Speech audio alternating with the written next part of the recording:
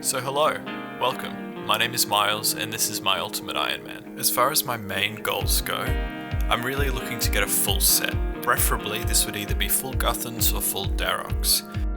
Hey, second Guthans piece, the Guthans helm. 96? Oh my god, that's not real. That's Horror from the Deep complete. 10 keys, 10 tourstals, 10 stamina pots. Thank you very much for the stamina potion, Dr. Jekyll.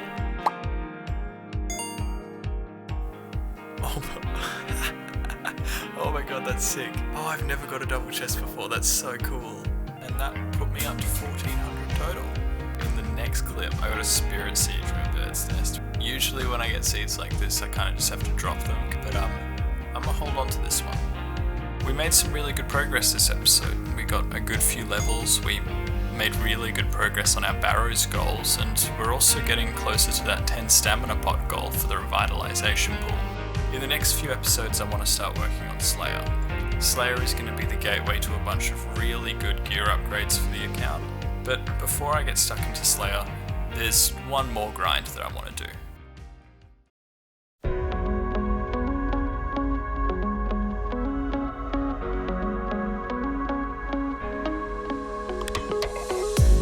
I want to go to God Wars. This is one of the main pieces of content I've never done before, and I'm excited to start working towards it. The first step of this goal will be to level up my Slayer, to gain access to drops and gear that will significantly upgrade my account. This episode, we will be preparing for the Slayer grind by upgrading our account's inventory capacity.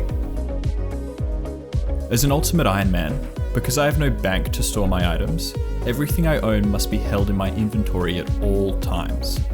And this becomes an issue when fighting monsters because the more gear I have, the less space I have for items like food and potions. Furthermore, anytime I get good loot, like seeds and herbs, I'm left with the decision of whether to pick it up and sacrifice the space, or leave it to despawn, losing potential experience or gold. It is no exaggeration that the most valuable thing to me is the amount of free space in my inventory. Currently, I have 2 items that increase my inventory space. The first and most important of these is my looting bag. The looting bag grants me an extra 28 inventory slots, with the only downside being that I have to die to take items out of it. My second space saving tool is my rune pouch. This pouch allows me to store 3 stacks of runes, which would normally take up 3 inventory slots, in only 1. In this episode, I'll be seeking out 3 tools to increase my inventory capacity: the seed box, the herb sack, and the divine rune pouch.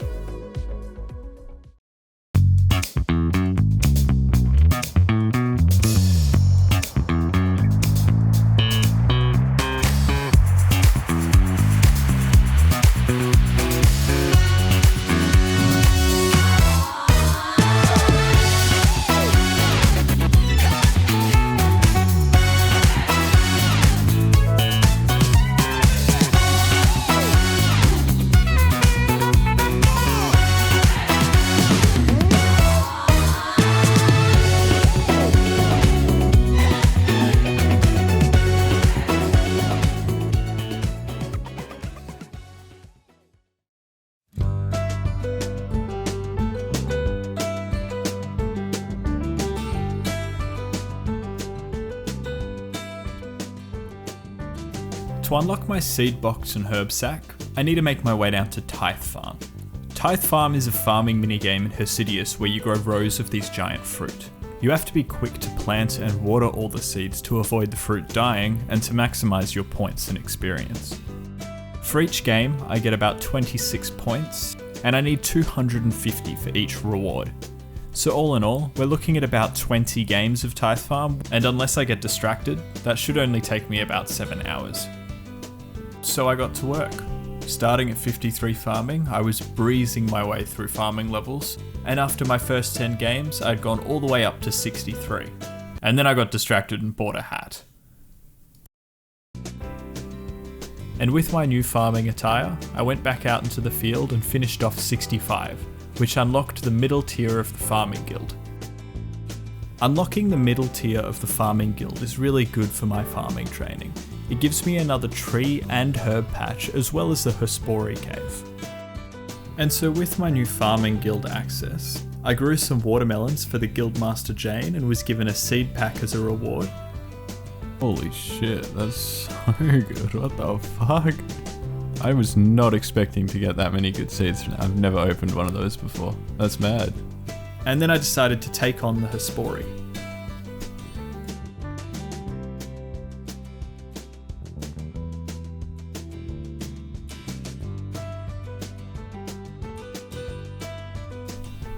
Which rewarded me with 3 mahogany seeds, which I'll come back to these later.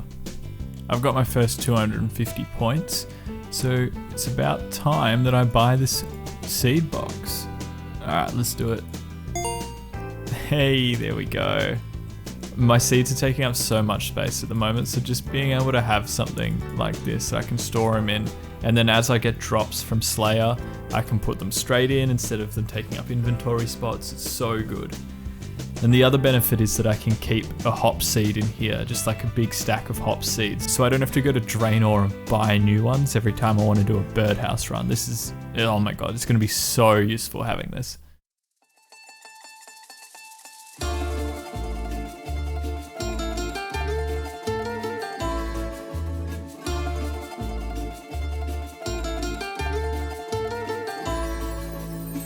A few weeks ago, Jagex released the Tombs of Amascut, Old School RuneScape's 3rd raid. Being the newest piece of high-level PVM content, this raid holds some of the most coveted and valuable drops in the game.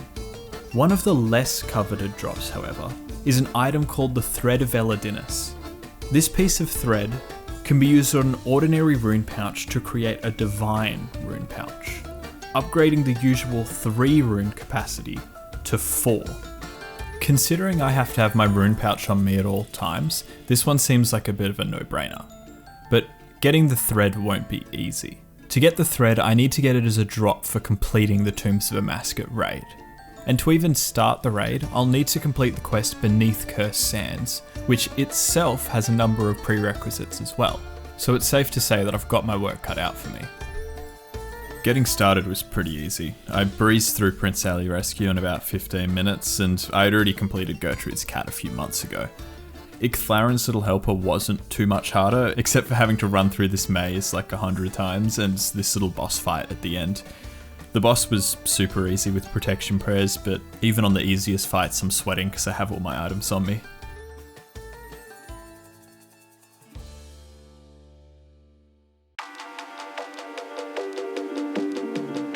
Things started to get a bit harder when I made it to Contact.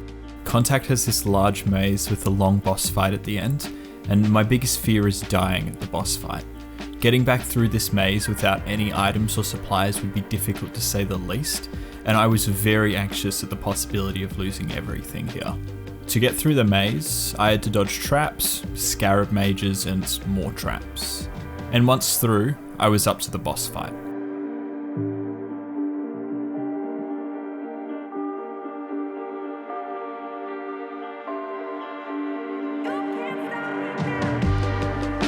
This scarab is no joke for someone at my level. It can hit up to 20s with range and melee attacks, and on top of that it can also apply poison. The units he spawns can attack with mage, range and melee, which means that even with protection prayers, I will have to tank at least one combat style. With only limited supplies, on my first attempt, I panicked and teleported out. After making my way through the maze again, I made my second attempt. This time I managed to get lucky and trapped one of the scarab's units behind it, where it couldn't hit me for the rest of the fight. I continued to mage the scarab, stopping to deal with the scarab mages as they spawned, and finally, I killed the scarab and came out victorious. To be completely honest, I was surprised at the difficulty of this boss fight, and naively thought at the time that this would probably be the most trouble I would have before starting the raid. I was blissfully unaware of what awaited me.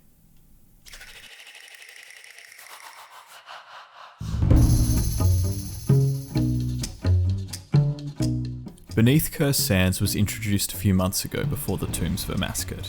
It's rated as a master level quest and includes 3 boss fights which get increasingly harder as they go. The first boss is the head Menophyte guard, and luckily, this guy didn't pose too much of a challenge. The next boss was the champion of Scabarus, and after having a closer look at his stats and reading up on his paragraphs of mechanics, I realised I was going to need to make some upgrades before attempting it. So, I decided to go to Sand Crabs to get 70 ranged. This would allow me to use the Carol's crossbow I got last episode. I then went to Worms to get some red d'hide chaps, and then killed some snakes to make some snakeskin boots. I was definitely feeling a bit more prepared, so with that, I headed in to fight the champion.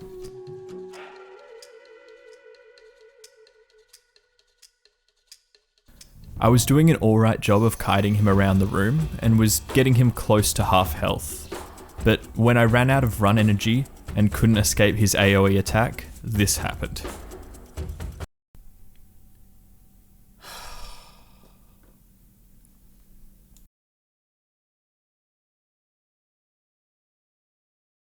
After regrouping and collecting my items, I decided to go get one more range upgrade before making another attempt, the Archer Helm. Another thing I did before this attempt was to death pile to give myself more inventory slots for food. I also went and got some strange fruit from the Hesidious fruit stalls so that I could top up my run energy as I went. This seemed to do the trick, and this run was going perfectly. That was, however, until I ran out of prayer points.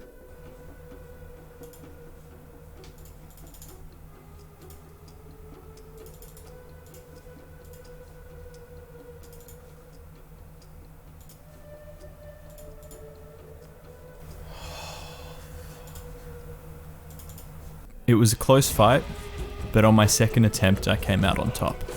And now, all that was left before I could start the raid was the Menophyte Arc.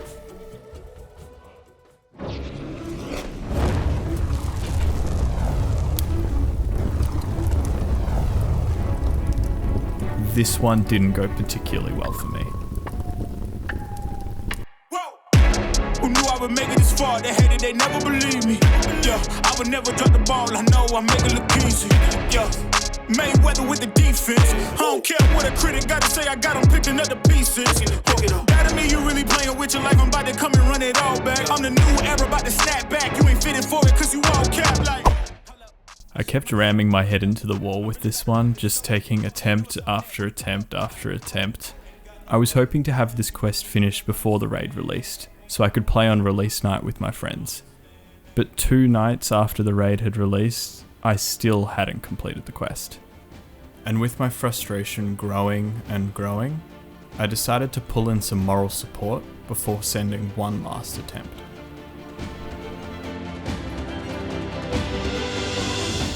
I can't believe they copied Zelda. Oh. The shadow guy. Yeah, Zelda invented shadows. The sun didn't exist until Miyamoto willed it to be.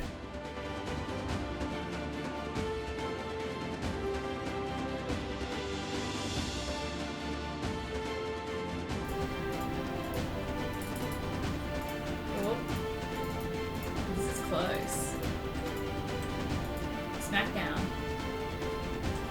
24. 10. Or one more, surely.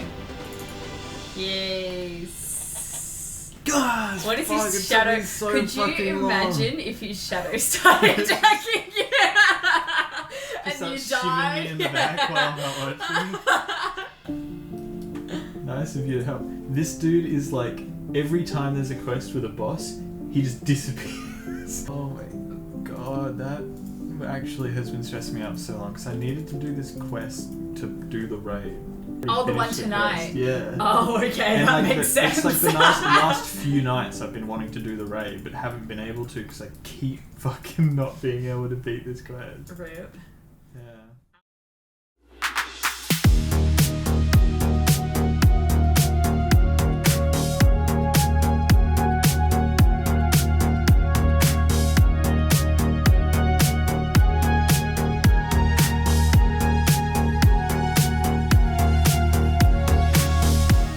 Now that I had completed all prerequisite quests, I was ready to take on the raid.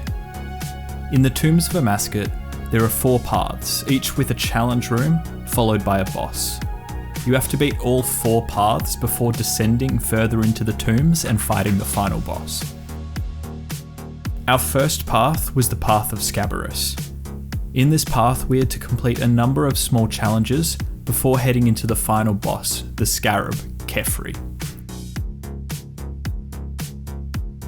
On my first attempt, I found Kefri's mechanics pretty simple, and I managed to get through the full fight unscathed.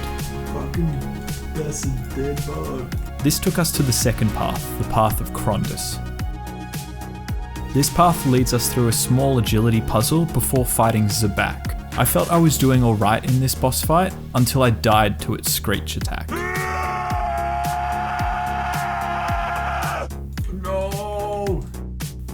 Luckily though, my duo partner had done this many times before and he carried me through the rest of this section. Next we move to the third path, the Path of Upmeakin. This takes us through a survival challenge where we have to fight wave after wave of different monkeys before heading into the final boss, Baba. Despite my poor attempts to dodge her special attacks, I managed to get through Baba without dying, and we headed into our final path, the Path of Het. The Path of Het features a light reflection puzzle, which didn't pose too much of a challenge, and we prepared to head into the final boss of this stage, Akka. By this point in the raid, I had chewed through almost all my supplies, and my lack of food almost but guaranteed my death. But once again, luckily, my duo partner carried me through. Now that we had beaten all 4 paths, we descended further into the tombs to take on the final boss, the Wardens.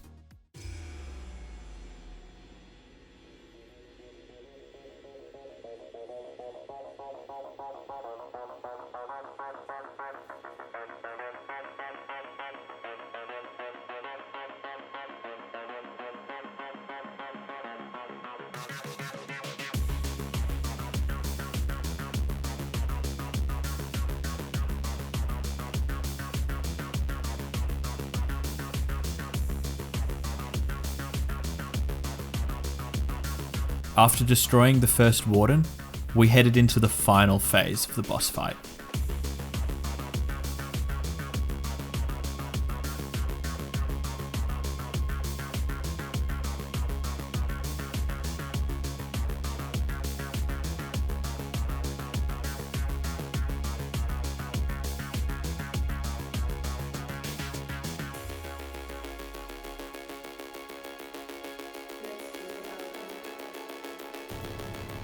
No! I died again, but we still made it through. And that was my first completion. I was no doubt carried, but we take those. Sadly, because of my poor performance, I got dung as my reward. And I had a closer look after this completion. And it looks like to get a reward, I'll need to get through the whole raid without dying more than twice. But this run showed me that this raid alone may be possible. Very difficult, but possible. If I could improve on the boss mechanics and take less damage, solo runs would be achievable. Right now though, I'm not above being carried, so we headed straight back in. And as we made run after run, I learnt the boss's mechanics better and dodged more and more damage. Hell yeah. And eventually, I made it through only dying twice and got my first reward.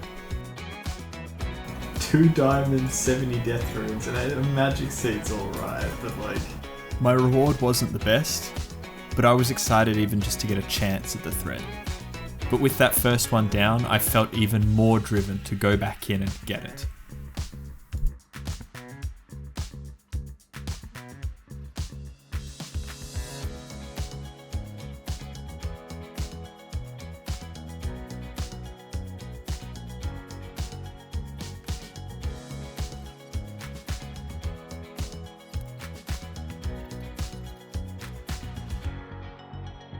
And a few attempts later, I got another shot. But sadly, I didn't get the thread. And to be honest, this reward was pretty shit as well. Oh, that's so bad. But then, On the next attempt, I managed to get all the way to the final boss without dying.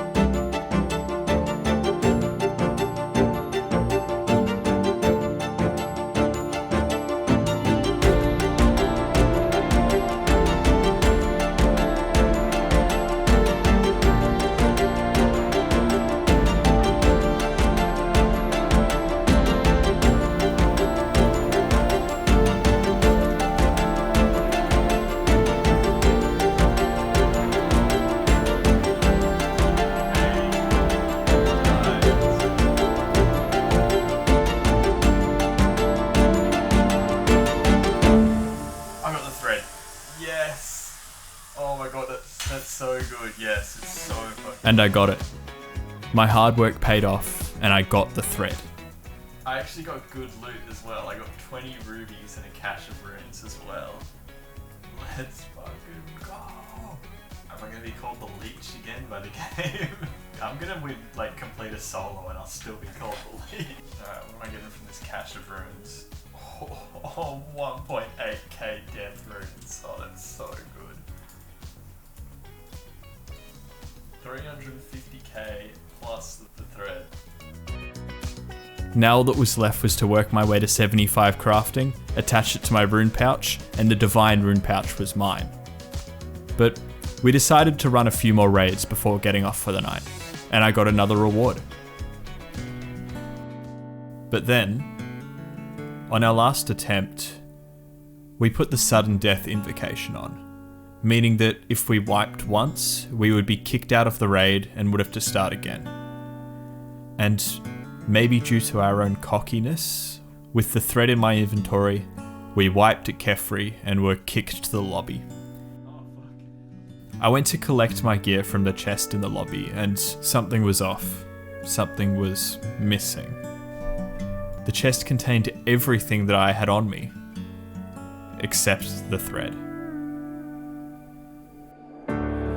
As you can see, the thread was on me when I died, and then poof, gone. I doubt this was intended by Jagex. I guess they just assumed that everyone who got the thread would immediately attach it to their rune pouch, but not me.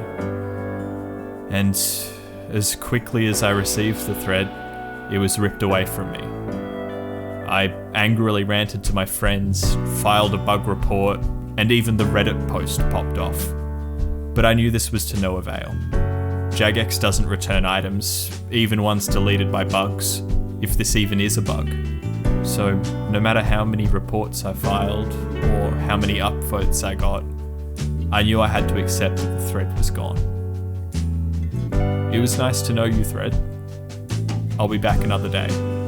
This place is bleeding my supplies and gold, and I've got other grinds to get to. But I'll be back another day.